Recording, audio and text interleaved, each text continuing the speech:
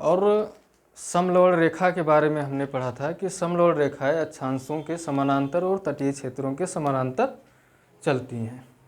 इतनी बातें हमने देख ली थी।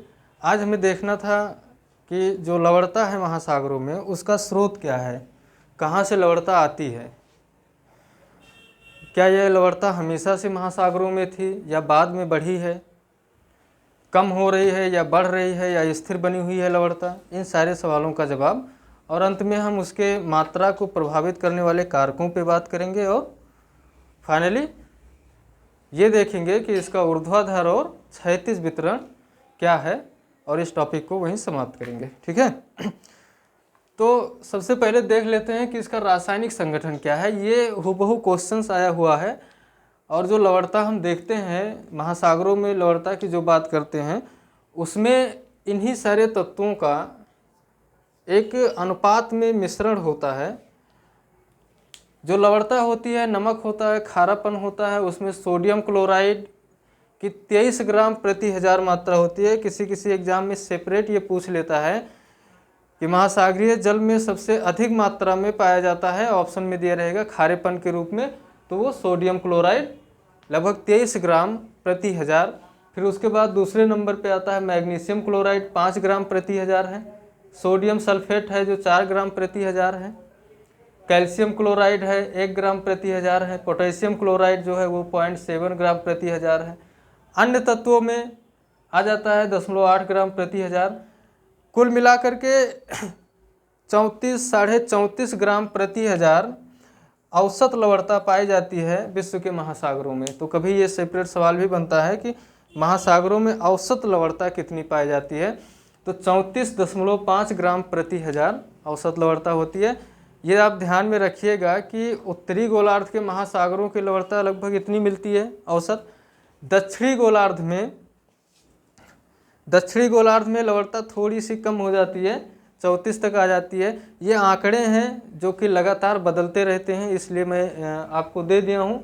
आप एग्ज़ाम से पहले एक बार फिर से पृथ्वी विज्ञान मंत्रालय में जा कर के या WMO में जा कर के आप देख लीजिएगा कि क्या ये डाटा वही है या कुछ चेंजिंग हुआ है। ये आपका काम है। मैंने जो डाटा मेरे पास था मैंने दे दिया है। ये समझ लीजिए कि एग्ज़ाम में आया हुआ है, और ये सेपरेट क्वेश्चन अलग अलग बनता रहता है। इस पर 2-3 क्वेश्चन बनता है जिसका जवाब आप देने की स्थिति में रहें। तो जो महासागरों में लवणता है उसका जो रासायनिक संगठन है उसमें ये सारे तत्व मिले होते हैं। किस मात्रा में मिले होते हैं आज आप ये डाटा रखिए, कल आप खुद से ढूंढ लीजिएगा डाटा एग्जाम से पहले। ठीक है। तो इसके बाद में हम देखना है कि जो लवणता है इसका स्रोत क्या है। मुख्य रूप से लवणता का स्रोत क्या है, तो देखिए जब महासागर नहीं था, जब पृथ्वी की उत्पत्ति हुई थी, तो उस समय महासागरों पे जब बारिश होना शुरू हुआ, पृथ्वी की उत्पत्ति के बाद जब वर्षा प्रारंभ हुई, तो वर्षा के कारण जो विभिन्न सिद्धांत बताते हैं कि महासागर कैसे बने हैं। जो निचला भाग था वहाँ जब पानी भरने लगा तो उथले हुए भाग से, यानी जो उभरा हुआ भाग था जिसे महाद्वीप कहते हैं, वर्षा तो पूरी पृथ्वी पर हो रही थी, तो महाद्वीपों पे वर्षा हुआ, और वर्षा जल जो है वो नदियों के माध्यम से जब महासागरों में पहुंचा, महासागर पूरा भर गए, पानी उसमें भर गया, तो फिर लगातार बारिश चूँकि होती रही, आज भी हो रही है लगातार बारिश। तो जो स्थल भाग थे, स्थल भाग से जो वर्षा जल है वो नमक की मात्रा को घुला घुला के समुद्र में नदियाँ लेके जा रही हैं। और वहाँ पे जाने के बाद में हो क्या रहा है, जल का वाष्पीकरण हो जा रहा है, वो स्थल भाग पे आके दोबारा फिर बरसेंगे। लेकिन जो नमक की मात्रा नदियाँ पहुँचा दी समुद्रों में वो तो वहीं हो गई, रह गई, वो तो नहीं निकलेगी नमक की मात्रा। तो होता क्या गया, धीरे धीरे ये प्रक्रिया लगातार चलता रहा। ये आप इसमें समझिए कि ये महाद्वीप है और ये महासागर, ये महाद्वीपीय हिस्सा है और ये महासागर बना।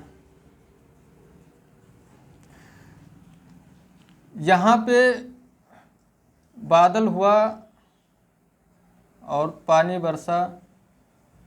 ठीक है। ये पानी जो है वो किसी माध्यम से एक नदी के रूप में, एक नदी जो निचला हिस्सा था महाद्वीपों का, उसके सहारे ये सारा का सारा पानी क्या हुआ, महासागरों में आने लगा।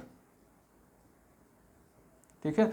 अब जब महाद्वीपों से ये पानी आगे बढ़ेगा तो वर्षा की बूंदों के कारण और नदी के बहाव के कारण महाद्वीप का स्थल भाग है वो क्या हो रहा है, लगातार उसका क्षरण हो रहा है। ये सब मृदा में पाए जाने वाले तत्व हैं और मिट्टी से इन तत्वों को घुला करके नदियाँ कहाँ लेकर आईं, यहाँ पे लेकर आईं, महासागरों में। ठीक है। और जब ये महासागरों में जल पहुँच गया नदियों का तो अब क्या होगा, अब यहाँ पे सूर्य चमक रहा है, इंसोलेशन, सूर्यतप आया यहाँ पे, और फिर यहाँ से हुआ वाष्पीकरण, और यह वाष्पीकरण हो करके क्या हुआ, ऊपर गया और बादल बना। और ये बादल इधर आकर के फिर क्या हुआ, बरस गया। यानी एक साइकिल आप देख रहे हैं, ये जल यहाँ बरसा और समुद्र में गया और फिर यहाँ से वाष्पीकरण हुआ और ऊपर बादल बना और फिर से आके महाद्वीपों पे बरस गया। जब ये महाद्वीपों पे बरसा तो फिर से वही प्रक्रिया करेगा, महाद्वीपीय क्षेत्रों को घुला करके वहाँ से खनिज पदार्थों को घुलाएगा और घुला के नदियाँ फिर से समुद्रों में आएंगी। और यहाँ पे नमक तो छूट जाएगा, क्यों, क्योंकि वाष्पीकरण के दौरान क्या हो रहा है, वाष्पीकरण के दौरान जल का वाष्पीकरण हो रहा है, नमक का थोड़ी ना हो रहा है। तो नमक तो यहीं रह जाएगा ना।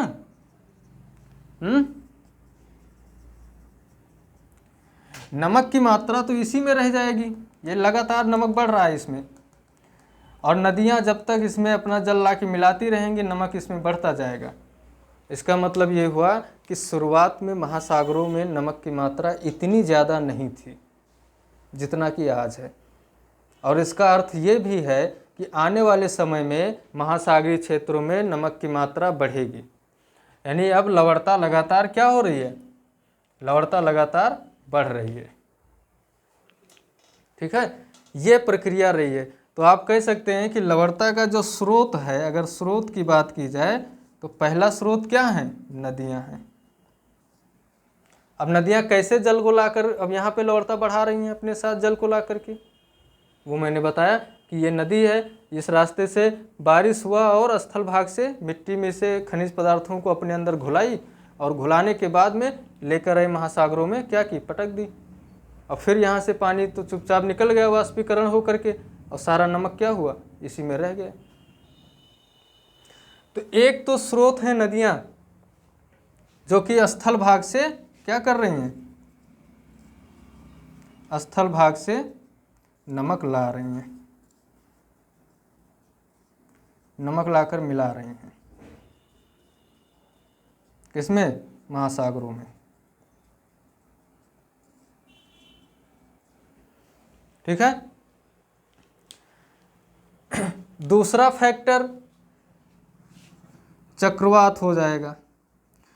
देखिए, जो उष्णकटिबंधीय चक्रवात होते हैं वो महाद्वीपीय क्षेत्रों में पहुंच करके वहाँ से खूब ढेर सारी धूल मिट्टी को उड़ाते हैं, और मिट्टी में ये सारे तत्व मौजूद हैं, ये उठा के ले जाते हैं, वो पटक देते हैं कहाँ पे, महासागरों में, नदियों में पहुँचा देते हैं, वर्षा करते हैं। चक्रवातीय वर्षा के द्वारा और ज़्यादा मात्रा में लवणता पहुँच रही है वहाँ महासागरों में, तो चक्रवात भी जिम्मेदार हैं। ग्रहीय पवन, वर्षा, ग्रहीय पवन, ये सब क्या हैं, ये सब खनिज पदार्थों को किसी न किसी माध्यम से ग्रहीय पवन उड़ा करके, पवन बहुत तीव्र गति से चल रहे हैं, मरुस्थलों के ऊपर से जा रही है। अभी मैंने बताया कि लवणता को बढ़ा देती हैं ये, थोड़ी देर पिछली क्लास में ही मैंने बताया है कि लवणता को ये पवनें बढ़ा देती हैं। क्यों, क्योंकि ये मरुस्थलों से होकर जब गुजरती हैं तो अपने साथ ढेर सारी धूल मिट्टी लेकर जाती हैं और उस अक्षांश के सहारे लवणता को बढ़ा देती हैं समुद्रों में घोल करके। ठीक है। एक फैक्टर और काम करता है, ज्वालामुखी उद्गार।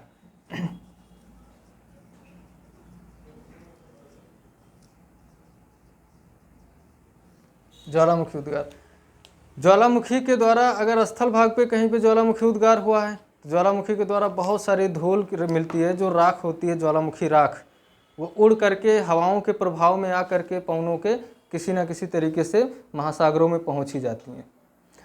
या फिर अगर महासागरीय क्षेत्रों में ही उनका उद्गार हो गया तो फिर कुछ पूछो मत, सारी की सारी लवणता महासागरों में घोल देंगे वो। तो ये स्रोत हैं। और अंतिम स्रोत की अगर बात करें तो लवणता का जो अंतिम स्रोत है वो क्या है? स्थल भाग। ये सवाल कभी आता है एग्जाम में, अगर आए कि महासागरीय लवणता का मुख्य स्रोत क्या है, तो स्थलीय भाग से ही महासागरों में पहुंच रहे। ये सारे कारक हैं, ये वो स्रोत हैं जो लेके जा रहे हैं वहाँ पे लवणता, लेकिन कहाँ से ले जा रहे हैं? मेन फैक्ट्री तो स्थल भाग है। तो ये आप ध्यान से इसको लिख लीजिए, और एग्जाम में हर एक पॉइंट पे एक क्वेश्चन बनेगा, स्टेटमेंट में दे देगा महासागरीय लवणता के प्रमुख स्रोत हैं या कारक हैं। तो वो कौन कौन से? नदियां हैं, चक्रवात है, वर्षा है, ग्रहीय पवन है, ज्वालामुखी उद्गार है, और भी ऐसे कारक जो महासागरों में किसी भी तरीके से इन तत्वों को पहुंचा रहे हैं और लवणता में वृद्धि कर रहे हैं। तो वो क्या है? स्रोत के रूप में जाने जाएंगे। इनको आप नोट कर लीजिए।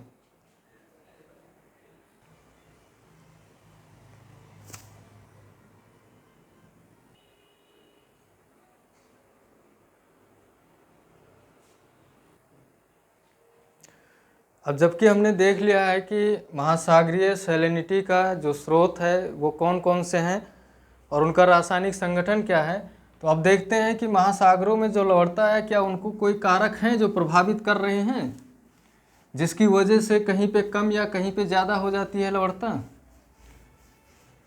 तो उसको प्रभावित करने वाले जो फैक्टर हैं, जो कारक हैं, हम उन पे बात कर लेते हैं कि कौन कौन से कारक हैं जो लवणता को प्रभावित करते हैं, किसकी वजह से कहीं पे कम हो सकती है लवणता और कहीं पे अधिक। पूरे टॉपिक को आपने पिछली और इस क्लास में पढ़ने के बाद इस निष्कर्ष पे तो आप पहुंच ही गए हैं कि आप अपने से भी कारकों को नोटिफाई कर सकते हैं कि कौन कौन से फैक्टर हो सकते हैं। मैं यहाँ पे बता दे रहा हूँ, उनको आप नोट करके रखिए, और एग्ज़ाम से पहले प्री और मेंस दोनों एग्ज़ामों के लिए ये बहुत ही उपयोगी फैक्टर होंगे जो आप अलग अलग पढ़ चुके हैं। सबसे पहला कारक जो होगा वो नदियाँ हैं। हेडिंग आप बना लीजिए कि महासागरीय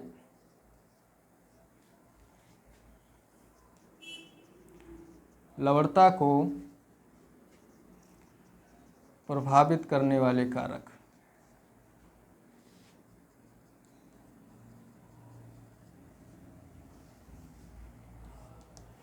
प्रभावित करने वाले कारक।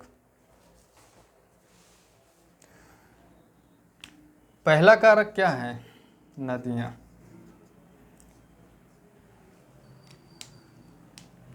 मैंने आपसे बताया कि तटीय क्षेत्रों में लवणता कम पाई जाती है, तट के सहारे। क्यों? क्योंकि नदियाँ अपने साथ मीठा जल लेकर आती हैं, और मीठा जल ला करके समुद्रों में ये मिला रही हैं, जिस वजह से लवणता कम हो गई। तो अगर तट के क्षेत्रों में या नदी के मुहाने वाले क्षेत्र में लवणता कम पाई जाती है तो उसका कारण क्या है? नदी द्वारा लाया गया मीठा जल। अच्छा, अब यहाँ पे एक सवाल आपके मन में उठ रहा होगा कि अभी थोड़ी देर पहले मैंने बताया कि नदियाँ ही मुख्य स्रोत हैं महासागरों में लवणता को घुलाने के लिए, यानी यही लवणता को ला भी रही हैं, और अब मैं बता रहा हूँ कि ये लवणता कम कर देती है महासागरों का। तो यहाँ पे एक द्वंद्व की स्थिति बन रही है, लेकिन आप परेशान मत होइए। यहाँ इसका सीधा सा जवाब है कि नदियाँ भले ही स्रोत हैं लवणता का, लेकिन जब ये जो लवणता ला रही हैं वो और जो महासागरों में पहले से है, इससे आप तुलना कर दीजिए। तो महासागरों में जो लवणता है उसकी अपेक्षा जो इनके मुहाने पर है लवणता, यानी जो नदियाँ जो जल लेकर आई हैं उसमें जो लवणता है, जितना वो घुलाकर स्थल भाग से खनिज पदार्थों को अपने साथ ला रही हैं, उसकी अपेक्षा महासागरों में लवणता बहुत ज़्यादा है। इसके संदर्भ में आप कहेंगे कि नदियों का जल मीठा जल होता है। किसके संदर्भ में? महासागरीय जल के संदर्भ में। नहीं, महासागरों की लवणता अधिक होने के कारण नदियों में जो लवणता अभी है वो बहुत कम हो जाता है, इसलिए इसको मीठा जल कहते हैं। एक कहावत है ना कि दुनिया में सब गलत हैं, पर सही वो है जो कम गलत है। तो लवणता तो नदियां ही ला रही हैं, लेकिन अगर इनके पास 10 ग्राम लवणता है तो जिसको देने जा रही हैं महासागरों को, उसके पास ऑलरेडी 80 ग्राम लवणता पड़ी हुई है। तो 80 ग्राम की अपेक्षा 10 ग्राम मीठा जल ही होगा। तो यहाँ पे लवणता को प्रभावित करने वाले कारकों में नदी होगी, पहला कारक जो है वो क्या है, नदियां हैं। ठीक है, यहाँ आप डिस्क्रिप्शन में थोड़ा सा लिख भी सकते हैं, नोट कर लीजिए कि नदियों के मुहाने पर खारापन कम हो जाता है। नदियों के मुहाने पर खारापन कम हो जाता है क्योंकि नदियों द्वारा लाया गया जल, नदियों द्वारा लाया गया जल महासागरीय जल की अपेक्षा क्या होता है, कम खारा होता है। नदियों द्वारा लाया गया जल महासागरीय जल की अपेक्षा कम खारा होता है। ठीक है, दूसरा कारक है तापमान। यह भी लवणता को प्रभावित करता है। मैंने आपको पहले ही पिछली क्लास में मैंने बताया है कि जहाँ पे सूर्य की किरणें लंबवत पड़ रही हैं वहाँ तापमान अधिक है, सूर्यातप अधिक प्राप्त हो रहा है, तो वाष्पीकरण अधिक होगा। अगर तापमान अधिक होने से वाष्पीकरण अधिक होता है, और वाष्पीकरण अगर अधिक होगा तो वहाँ पे लवणता क्या होगी, अधिक होगी। तो ये नदियों के बाद दूसरे नंबर पे जो है वो क्या है, तापमान यानी वाष्पीकरण। ठीक है, उसके बाद में अब तापमान जिस क्षेत्र में अधिक होगा वहाँ पे वाष्पीकरण अधिक होगा, वर्षा भी अधिक होगी। तो वहाँ अगर तापमान ही अधिक है, वाष्पीकरण अधिक हो रहा है, तब तो वहाँ पे लवणता क्या हो रही है, बढ़ रही है। किन क्षेत्रों में, कर्क और मकर रेखा के सहारे आप देख रहे हैं जहाँ उच्च वायुदाब की पेटी थी, वहाँ पे तापमान सूर्यातप अधिक प्राप्त हुआ, तापमान अधिक हुआ, इस वजह से लवणता बढ़ गई। क्यों, क्योंकि वाष्पीकरण अधिक हो गया था। लेकिन वही तापमान सूर्यातप अधिक प्राप्त होता है, विषुवत रेखा पे सूर्य लंबवत चमकता है, लेकिन वहाँ पर वर्षा होने के कारण तापमान कम हो जाता है। तो ये वाष्पीकरण वहाँ भी हो रहा है, लेकिन वहाँ वर्षा कर दे रहा है वाष्पीकरण, और कर्क रेखा के सहारे और मकर रेखा के सहारे वाष्पीकरण तो हो रहा है, लेकिन वर्षा नहीं कर पा रहा है। वाष्पीकरण थोड़ा बहुत तो होगा ही, क्योंकि तापमान अधिक है तो वाष्प तो बनना ही बनना है, लेकिन वर्षा होने के लिए वो पर्याप्त नहीं था। ठीक है, तो ये दो कारण हो गए। किसी भी स्थान पे ये तापमान को घटा दे रही हैं, लवणता को घटा दे रही हैं या फिर बढ़ा दे रही हैं। प्रभावित करने वाले कारक क्या होंगे, जरूरी नहीं है कि वो बढ़ाएं ही तभी उनको प्रभावित कर रहे हैं, नहीं, अगर घटा दिए तो भी वो प्रभावित कर रहे हैं। तो चाहे ये घटाएं या बढ़ाएं, ये आपको मैंने समझाया है अच्छे से पिछली क्लास में। तीसरा जो फैक्टर है वह है महासागरीय धाराएं।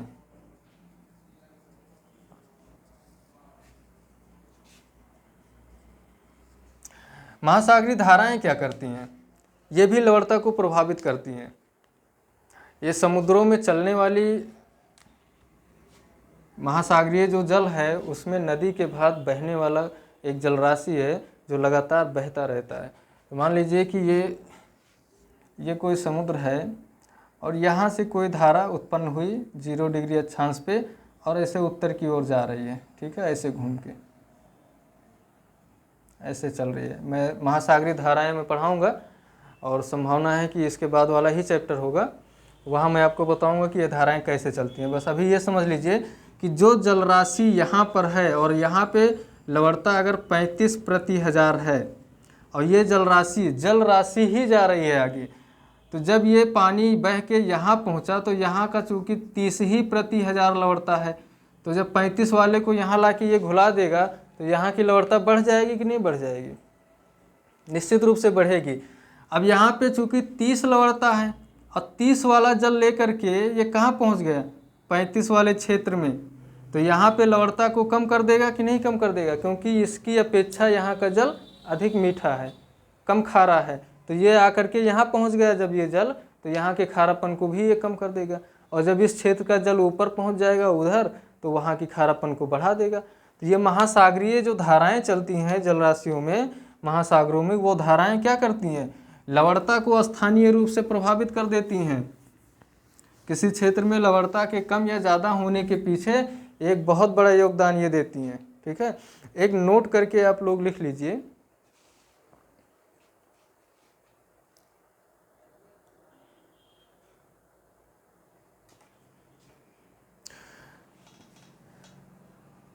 लिख लीजिए। धाराएं मैं जब पढ़ाऊंगा तो उसमें बताऊंगा कि ठंडी और गर्म जल धाराएं होती हैं। अब इनकी एक प्रवृत्ति ये भी होती है कि जो गर्म जल धारा है उस पर वाष्पीकरण अधिक होगा तो वहाँ लवणता अधिक होगी, जो ठंडी जल धारा है उसमें वाष्पीकरण कम होगा तो वहाँ लवणता कम होगी। क्योंकि वाष्पीकरण से आप ये कभी मत समझिएगा कि लवणता कम हो जा रही है। वाष्पीकरण होने का मतलब हो गया कि लवणता छूट रही है, नमक की मात्रा छूट जा रही है और जल का वाष्पीकरण हो जा रहा है।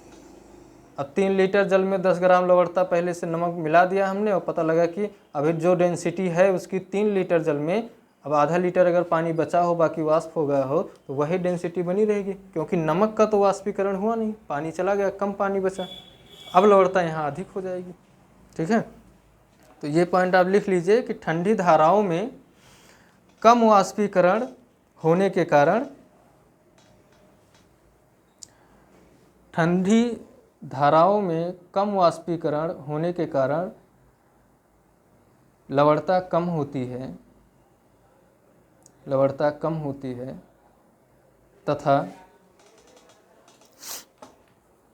गर्म जल धाराओं में वाष्पीकरण अधिक होने के कारण लवणता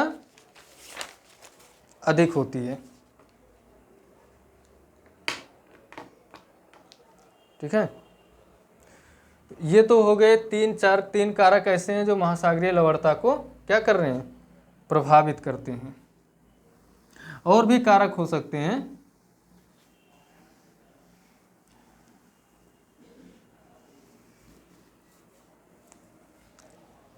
एक शब्द आपको एग्जाम में मिलेगा, लवणता विसंगति।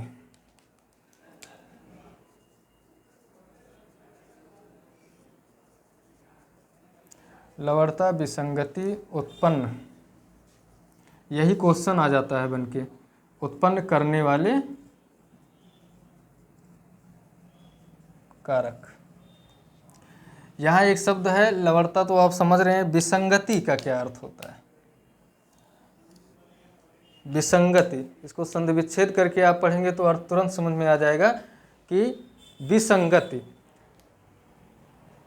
क्वालिटी का डिफरेंट होना। जैसे कहते हैं ना लोग कि संगत में है, अच्छे इंसान के संगत में रहेंगे तो अच्छी आदतें पड़ेंगी। तो संगत का विसंगति अगर हो रही है तो बी शब्द जुड़ा हुआ पहले से, विसंगति मतलब संगत इसकी गलत हो रही है। कहीं पे लवणता 35/1000 है, वहीं आसपास कहीं लवणता कितनी हो, कोई एक अच्छा इंसान बैठा हुआ है, बढ़िया समझदार पर्सन है, और वहीं पे कोई एक नशेड़ी बैठ जाए जाके बगल में ही, तो कहेंगे इन दोनों में बड़ी विसंगति है, इनके विचारों में विसंगति है, इनके रहन सहन में विसंगति आ रही है। असमानता जो होती है वही विसंगति कहलाता है। तो विसंगति का जो शाब्दिक अर्थ है वो क्या है, असमानता। ठीक है, ये होती है विसंगति। अब लवणता में विसंगति कैसे उत्पन्न होगी, किसी क्षेत्र में 35 ग्राम 35/1000 लवणता है और उसी के आसपास कहीं 37 आ जाए, 37 ग्राम प्रति 1000 लवणता। ये एक ही अक्षांश पे हैं, जैसा मैंने अभी कहा कि एक अक्षांश के सहारे समानांतर रेखाएं चलती हैं, समलौढ़ रेखाएं। अगर उसी अक्षांश पे होना तो चाहिए वही, लेकिन किसी भी कारणवश अगर ये स्थिति उत्पन्न हो जाए तो यही क्या होगी, लवणता विसंगति। ठीक है, लवणता विसंगति। जैसे देखो जो खुले सागर होते हैं वहाँ पे तापमान है, लवणता है, ये सब रेगुलेट होती रहती हैं, क्योंकि उन जलों में, खुले सागरों में गतियाँ पाई जाती हैं, वो गति करते रहते हैं, तरंगे चलती हैं, धाराएं चलती हैं, वो जल यहाँ से वहाँ आते जाते रहते हैं, तो उनमें जो है मेंटेनेंस बना रहता है लवणता का। लेकिन जो बंद सागर हैं, जो चारों तरफ से स्थल से घिरे हैं, उनमें तो कोई धारा नहीं चल रही है, उनमें मीठा जल नहीं मिल रहा है।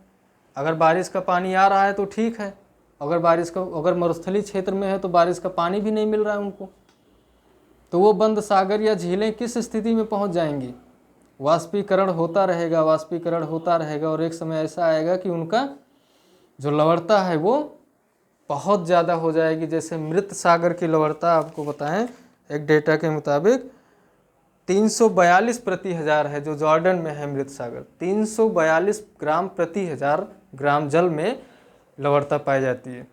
यानी 50% के आसपास पहुंचने की स्थिति में। इसका नाम ही इसीलिए पड़ गया मृत सागर। इतनी ज़्यादा लवणता है कि कोई इसमें डूब जाए, कोई जीव जंतु पहुँच जाए तो उसके बॉडी की जो डेंसिटी है और इसकी जो डेंसिटी है दोनों डिसमैच करती है। उसको बराबर करने के लिए ना शरीर का सारा पानी निचोड़ लेगा ये सागर और बॉडी डिहाइड्रेट हो जाएगी और वही डेथ हो जाएगी। इसीलिए इस सागर का नाम पड़ गया मृत सागर।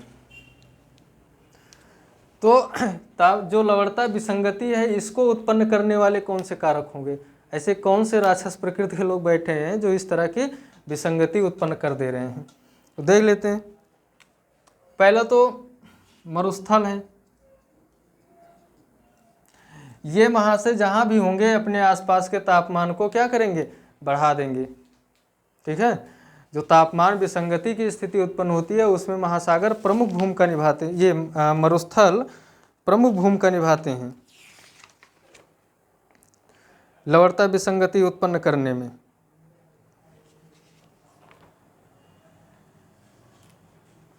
इनके सहारे क्या होती है? लवणता बढ़ जाती है।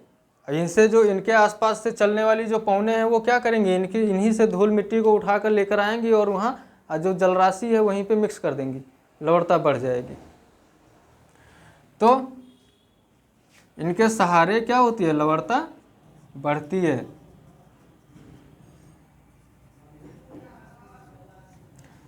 ये तो एक कारक हो गए जो मरुस्थल जिनके सहारे लवणता बढ़ती है। दूसरा फैक्टर वर्षा है। जिन क्षेत्रों में स्थानीय रूप से वर्षा हो गई भयंकर, वहाँ का लवणता क्या होगी? लवणता कम कर देंगे। ये सारे पानी जाके कहाँ मिल जाएंगे? महासागरों में या सागरीय जल क्षेत्र में, और वहाँ के आसपास की लवणता क्या करेंगे? इनके सहारे लवणता कम हो जाएगी।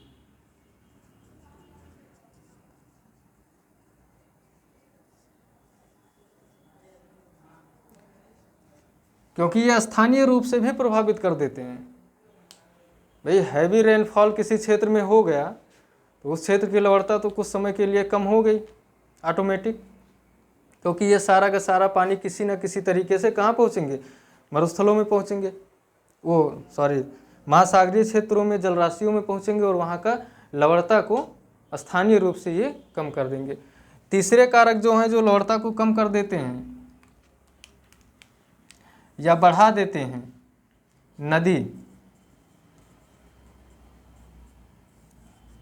नदियाँ। इनके मुहाने पर क्या होगी? लवणता अधिक होगी कि कम होगी? मुहाने पर लवणता कम होगी, क्योंकि इन नदियाँ कौन सा जल लेकर आ रही हैं? ठंडा मीठा जल, तो लवणता कम हो जाएगी। ये लवणता विसंगति को उत्पन्न करने वाले कारक हैं। इनकी वजह से लवणता में विसंगति आ जाएगी। पता लगा कि 0 डिग्री अक्षांश में मैंने आपको बताया है कि 35/1000 लवणता पाई जाती है। उसी अक्षांश पे किसी स्थलीय भाग पे कोई सागर है छोटा सा, वहाँ की लवणता और अधिक मिल जाएगी मरुस्थलीय क्षेत्र में।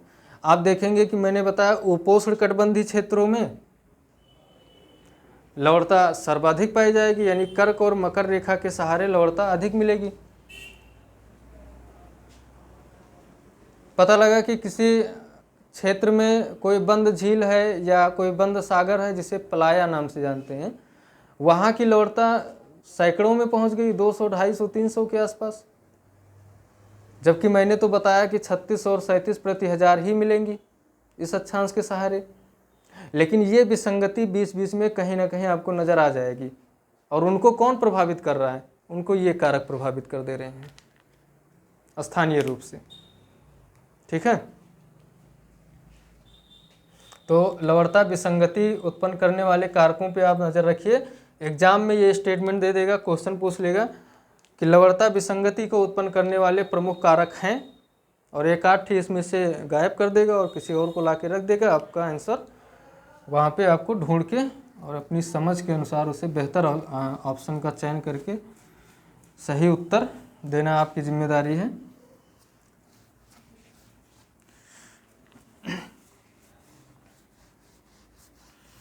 अच्छा, पूरा टॉपिक पढ़ने के बाद में अब आपको एक सेंटेंस आपके दिमाग में आना चाहिए मन में कि अगर मैं आपसे सवाल पूछूं कि अगर सर्वाधिक लवणता आपको देखनी है तो पृथ्वी के किस बेल्ट में आपको सफ़र करना चाहिए। अगर सर्वाधिक लवणता आपको देखनी हो तो पृथ्वी के किन क्षेत्रों में या किस कटिबंध में आपको आगे बढ़ना चाहिए, तो वो कटिबंध कौन सा होगा। कर्क मकर रेखा के सहारे आप बढ़िए आगे। जब कर्क और मकर रेखा के सहारे आप आगे बढ़ेंगे तो पाएंगे कि सबसे अधिक लवणता वाली जितने क्षेत्र आपको मिल रहे हैं, चाहे वो ग्रेट सैल्ट हो या फिर मृत सागर हो या लाल सागर हो या ये हो असल सागर हो, वहाँ पे आपको लवणता इसी के आसपास कर्क और मकर रेखा के आप सहारे आगे बढ़ेंगे तो यहीं पे सर्वाधिक लवणता की बंद झीलें भी मिलेंगी और बंद सागर भी मिलेंगे, और महासागरों में भी सर्वाधिक लवणता इन्हीं क्षेत्रों में पाई जाएगी। क्यों? इसका कारण मैंने आपको बता दिया कि ये वो क्षेत्र हैं जहाँ सारी नेगेटिविटी काम करती है। जैसे मरुस्थल अधिक हैं, वर्षा नहीं होती है, नदियाँ नहीं हैं, वाष्पीकरण अधिक होता है, सूर्य लंबवत भी चमकता है, मौसम साफ रहता है, वाष्पीकरण खूब होता है। तो यहाँ पे मीठे जल का स्रोत नहीं है, लेकिन खारेपन को बढ़ाने के बहुत सारे कारक मौजूद हैं। ठीक है, तो ये एग्ज़ाम में या इंटरव्यू में क्वेश्चन पूछा जा सकता है कि अगर सर्वाधिक लवणता को हमें देखना है तो पृथ्वी के किस अक्षांश को फॉलो करना चाहिए या किस कटिबंध को फॉलो करना चाहिए। तो इंटरव्यू में आपका जवाब होगा कि कर्क और मकर रेखा के सहारे उपोष्ण कटिबंध के क्षेत्रों को आप फॉलो कीजिए, यहीं पे सर्वाधिक लवणता वाले क्षेत्र आपको मिल जाएंगे। ठीक है, तो ये तो हो गया लवणता के बारे में संपूर्ण जानकारी आपके पास क्या है, कैसे है, वितरण कैसा है। अब इसके वितरण पे हम थोड़ा सा ध्यान देते हैं कि इनका वितरण किस रूप में पाया जाता है, और वो मैंने पढ़ा ही दिया है, बस आपको बस एक लाइन में लिखवा देता। तो पृथ्वी पर महासागरों में लवणता का वितरण हमें देखना है।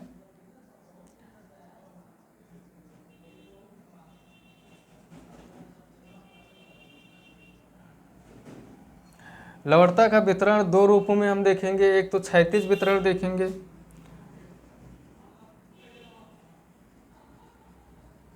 और दूसरा ऊर्ध्वाधर वितरण देखेंगे। ये कोई महासागर है, ये इसमें जलराशियां भरी हुई हैं, पानी भरा है।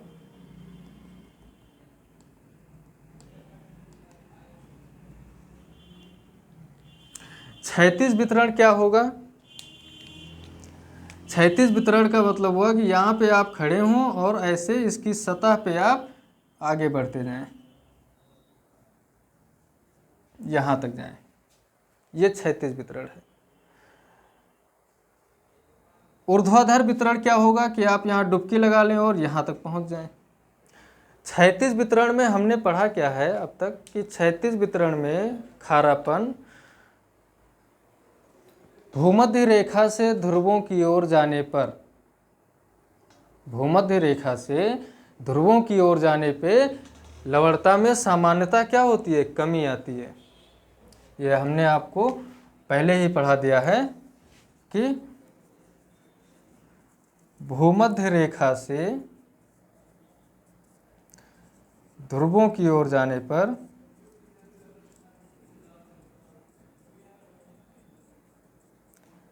सामान्यता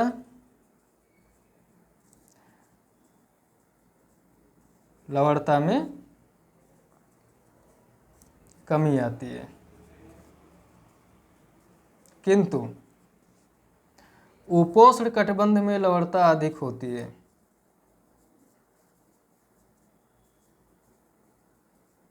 लवणता अधिक होती है। ठीक है, ये वितरण आपको हमने अक्षांशों के सहारे जब लवणता की समलवण रेखाएं पढ़ाए तो वहाँ हमने आपको डिटेल में समझाया कि ये स्टेटमेंट मैंने वहाँ भी लिखवाया था। आप यहाँ लिख लीजिए क्षैतिज वितरण में कि लवणता सामान्यता तो घटती है, लेकिन उपोष्ण कटिबंध में लवणता वृद्धि मिलती है, उसमें अपेक्षाकृत अधिक होती है। उसके क्या कारण है ये हमने पढ़ा रखा है। क्षैतिज वितरण में ही एक दूसरा पॉइंट हम देखेंगे। मैंने बताया कि तट के सहारे भी तो इसका जो दूसरा पॉइंट है वो ये है कि तट से खुले समुद्र में जाने पर क्या होगा? जाने पर लवणता में वृद्धि होगी। ये भी मैंने आपको बता दिया है जब मैंने बताया कि तट के सहारे समलवण रेखाएं समानांतर चलती हैं। तो ये स्टेटमेंट भी आपको वहाँ पे मैंने समझा दिया था। हमें देखना है ऊर्ध्वाधर वितरण को। ये तो क्षैतिज वितरण हो गया। दूसरा वितरण हमें देखना ऊर्ध्वाधर या लंबवत वितरण। ऊर्ध्वाधर वितरण या लंबवत वितरण का अर्थ हो गया कि आप यहां पे खड़े हों, यहां से आप डुबकी लगा दें और यहां तक पहुंचे।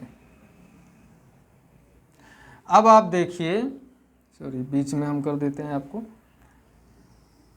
ये यहाँ तक आप आए नीचे नितल तक। और अब आप देखिए सेलिनोमीटर लेके आप जाइए और देखिए कि कहाँ पे लवणता, सतह पे लवणता अधिक होगी कि नितल पे लवणता अधिक होगी। ये इसका ऊर्ध्वाधर जो वितरण है वो यही होगा कि सतह पे लवणता अधिक होगी कि नितल पे। तो सतह पर लवणता कैसी होगी?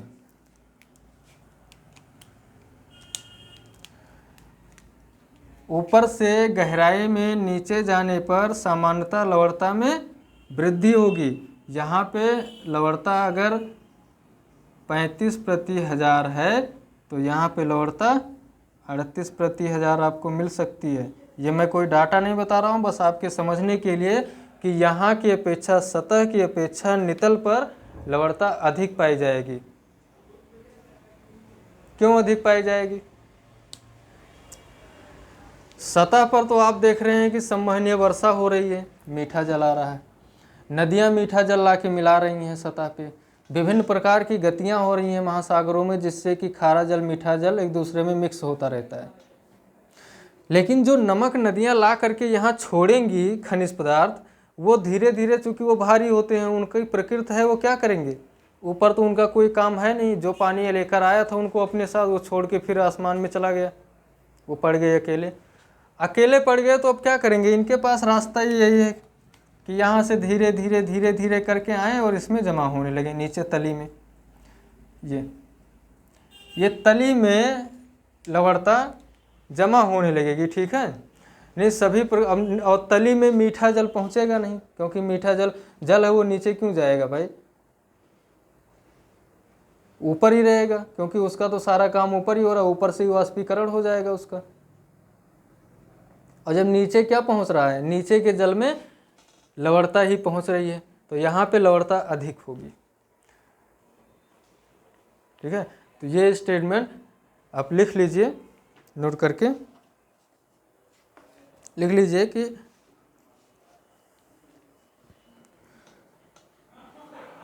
लवणता के ऊर्ध्वाधर वितरण में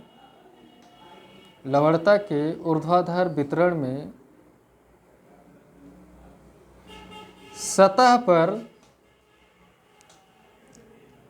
पर लवणता कम होगी तथा सागर नितल पे लवणता अधिक होगी।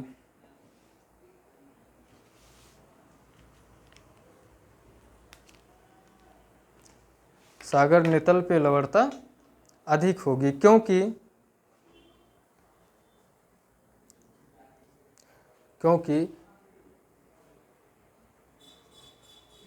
महासागरों की सतह पर मीठा जल होता है जो हल्का रहता है,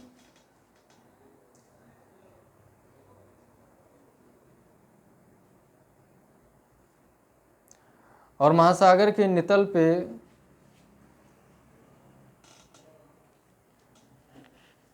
खारा होने के कारण, महासागर के नितल पे खारापन अधिक होने का कारण है,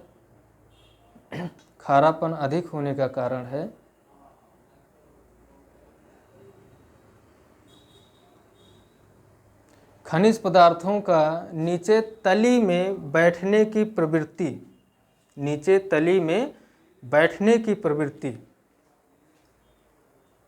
ठीक है। तो आप यहाँ दे लिख सकते हैं कि यहाँ लवणता कम होगी और यहाँ लवणता अधिक, ठीक है।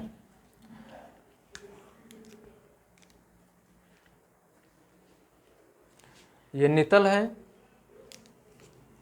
नितल। एग्जाम में ये क्वेश्चन बन जाता है कि नितल पे लवणता अधिक होगी कि सरफेस पे, इसके सतह पे लवणता अधिक होगी। तो लवणता नितल पे अधिक होगी। कारण ये है कि जो खारा होता है, नमकीन जो है, नमक है, वो भारी होता है और भारी होने के कारण उसकी प्रवृत्ति होती है कि वो नीचे की ओर बैठेगा। ऊपर की सतह पे लवणता कम होगी, उसका कारण ये है कि वहाँ मीठा जल मिल रहा है और मीठा जल चूँकि लवणता उसमें कम है, अधिक नहीं है लवणता, इस वजह से वो हल्का होता है, तो वो ऊपर की सतह पे ही तैरता रहेगा। धीरे धीरे जो लवणता है वो धीरे धीरे नीचे ही बैठती जाएगी। तो अधिक जो यहाँ पे जो जल होगा उसमें इतनी अधिक लवणता होगी कि वो लवणता अधिक होने के कारण जल का जो डेंसिटी है, घनत्व, वो बहुत ज़्यादा होगा। इंटरव्यू में कभी कभी ये सवाल पूछा जाता है कि 0 डिग्री तापमान पे जल जो है वो ठोस अवस्था प्राप्त कर लेता है, 0 डिग्री तापमान पे। लेकिन महासागरों के नितल पे, मैंने तापमान वाले चैप्टर में पढ़ाया था कि नितल पे 0 डिग्री ही तापमान पाया जाता है, फिर भी यहाँ पे बर्फ़ नहीं जम रहा है। ऐसा क्यों होता है? जबकि सतह पे तो 0 डिग्री पे बर्फ़ बन जाएगा। तो कारण यहाँ इसका जो जवाब है वो यहीं पर है कि जो नितल पे 0 डिग्री तापमान भले भी है, लेकिन यहाँ का जो डेंसिटी है जल का, जो खारापन है, इतनी ज़्यादा है कि ये 0 डिग्री पे भी बर्फ़ नहीं बनेगा और सतह पे डेंसिटी कम है जल की, इसलिए वो बर्फ़ बन जाता है, ठीक है। तो इसका अब इंटरव्यू में कभी कभी ये सवाल पूछा जा सकता है कि क्या कारण है। आप चूँकि ज्योग्राफी के स्टूडेंट हैं तो आपसे पूछा भी जा सकता है कि क्या कारण है, बताइए महासागरों में नितल पे 0 डिग्री तापमान होने के बावजूद जल ठोस अवस्था को नहीं प्राप्त कर पाता है। तो कारण डेंसिटी है उसकी, अधिक डेंसिटी होने के कारण 0 डिग्री पे वो ठोस अवस्था में नहीं जा सकता। और ऊपरी सतह पे 0 डिग्री पे ठोस बन जाता है, क्योंकि ऊपरी सतह का जो जल है वो मीठा जल है, उसका खारापन कम है, उसकी डेंसिटी कम है, इसलिए